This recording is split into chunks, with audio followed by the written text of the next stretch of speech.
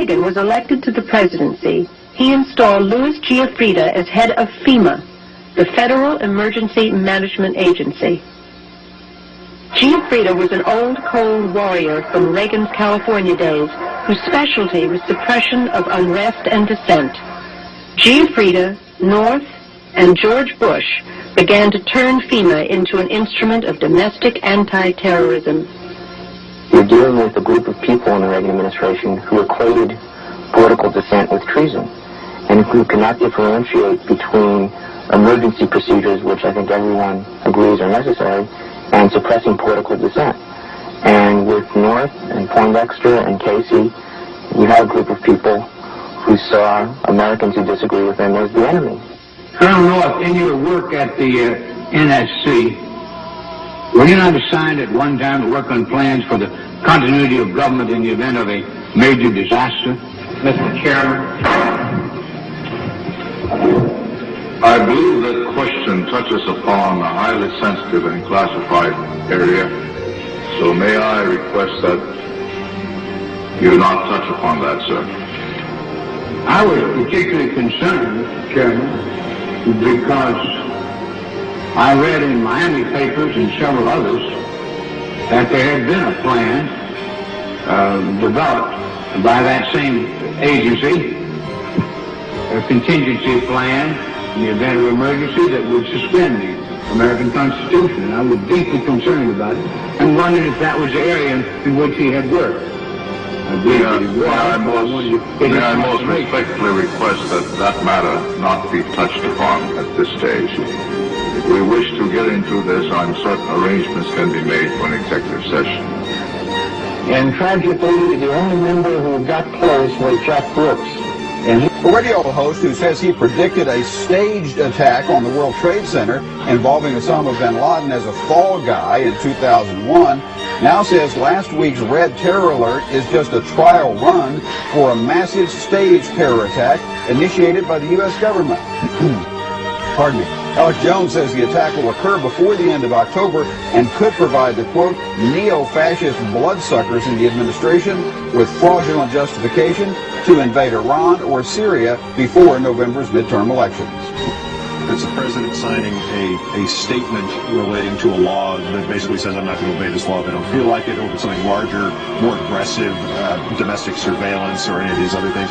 Where are the constitutional checks? Is that machinery still present? Is it still working? Is it rusted, or is it not working at all? Well, it's not working very well. Yeah, please. Thank you, Mr. President. It's an honor to have you here. I'm a first-year student in South Asia Studies. My question is in regards to private military contractors. The Uniform Code of Military Justice does not apply to these contractors in Iraq.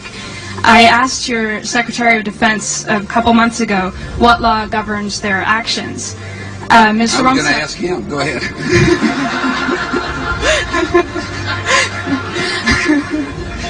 Help. When the president had an opportunity to capture or kill Osama bin Laden, he took his focus off of him, outsourced the job to Afghan warlords, and Osama bin Laden escaped. 6 months after he said Osama bin Laden must be caught dead or alive, this president was asked, where's Osama bin Laden? He said, I don't know. I don't really think about him very much. I'm not that concerned. We need a president who stays deadly focused on the real war on terror, Mr. President. Well, yes, I said I'm not worried about Osama bin Laden. It's kind of one of those exaggerations. So I don't, nor, I just don't spend that much time on it. I repeat what I said. I truly am not that concerned.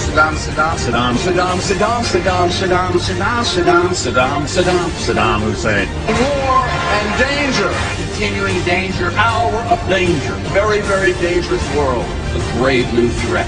Horrific acts of atrocities, murderous regimes dedicating to killing us, tyranny and terror.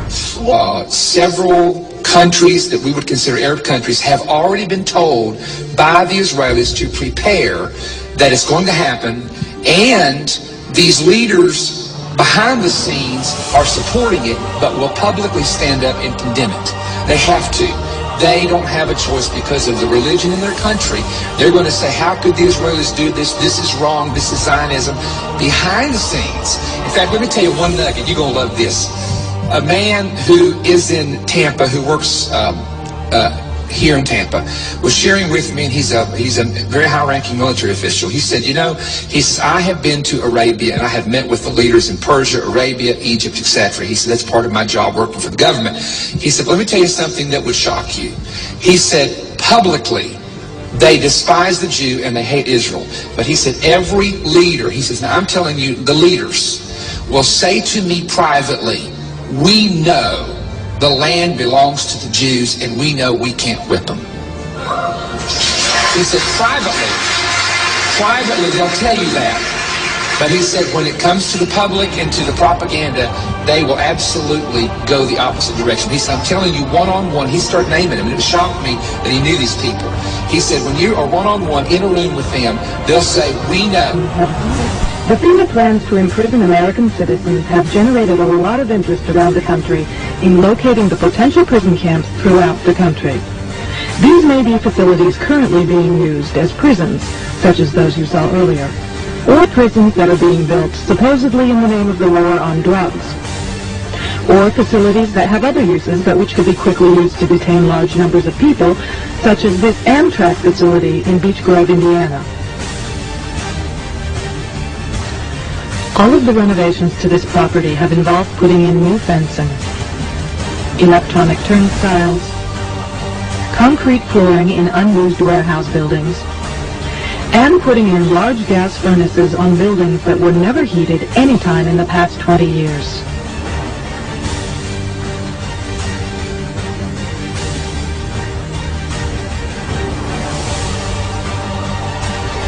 Outside this building is fencing and a cattle run section of fence, all topped by barbed wire, pointing inward, not to keep people out, but to keep people in.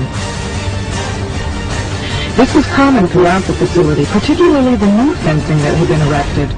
No, I've always, a dictatorship would be a heck of a lot easier. There's no question about it. For the first time at one of his news conferences in 3 years, Thomas asked him about Iraq. Ask you, Mr. President, your decision to invade Iraq has caused the deaths of thousands of Americans and Iraqis, wounds of Americans and Iraqis for a lifetime. Every reason given, publicly at least, has turned out not to be true. My question is, why did you really want to go to war? From the moment you stepped into the White House, from your cabinet, former cabinet officers, intelligent people, and so forth. What was your real reason? You have said it was the oil, plus the oil. It hasn't been Israel or anything else. What was that? I think your premise, and all due respect to your question and to you as a lifelong journalist, is that I didn't want war. To assume I wanted war is just flat wrong, Helen. And all due respect. No, hold on for a second, please. Excuse me. No president wants war. Everything you may have heard is that, but it's just simply not true. My attitude about the defense of this country changed on September the 11th. When we got attacked, I vowed then and there to use every asset at my disposal to protect the American people. Our foreign policy changed on that day, Helen.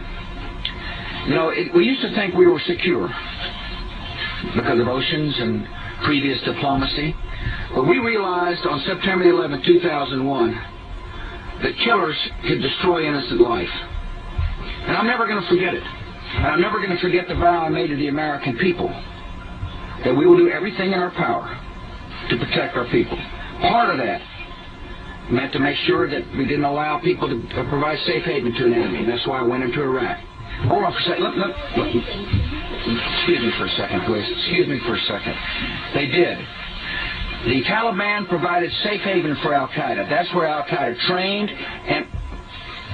Alan, excuse me.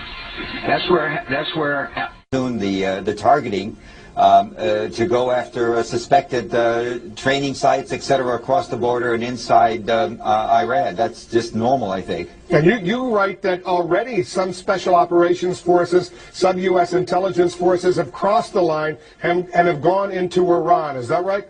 Oh, yes, that's been happening for months. There's been a lot of very aggressive cross-border activity. It's more than just casual. There's been a lot of